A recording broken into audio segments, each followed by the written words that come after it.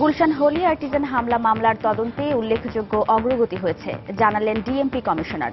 Chargesheet নির্ভুল করতেই সময় লাগছে বললেন আইজিপি। রাজধানী যাত্রাবাড়ীতে নাশকতার অভিযোগ সহ 10 মামলায় বেগম জিয়াকে 1 ফেব্রুয়ারি আদালতে হাজিরের নির্দেশ। শুনানি হবে অভিযোগ গঠনের।